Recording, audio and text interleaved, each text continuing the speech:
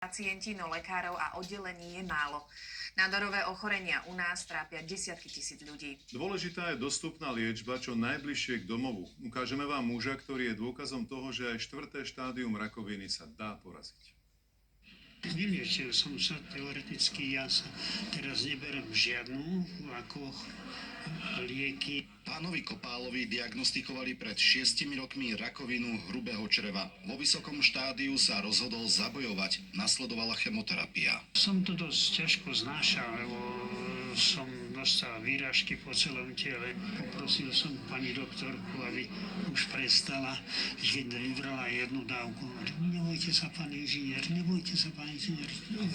Ešte jednu dávku, ešte druhú dávku. No a 3 roky som sem chodil. Potom sa dozvedel tú najkrajšiu správu. Liečba zabrala. Podľa neho dôležitý bol zdravotnícky personál, ktorý mu pomáhal. Nehovorili sme o chorobe, ale hovorili sme o svojich záľubách. S jednou sestričkou som si vymienial knižky na čítanie, s druhou som debatoval o záhradke. Vy robíte zázraky? Ťažko volať ako zázraky, ale teda dejú sa nám veci u pacientov, ktoré sa vymykajú štatistikám. Veria, že podobných príbehov bude veľa. Dnes v Partizánskom otvorili onkohematologický stacionár. Doteraz naozaj pracovali vo veľa menších priestoroch a nemali pacienti priestor hlavne pri aplikácii liečby. Práve v regióne Hornej Nitry je nádorových ochorení veľa. Ja si myslím, že to je tou dobou.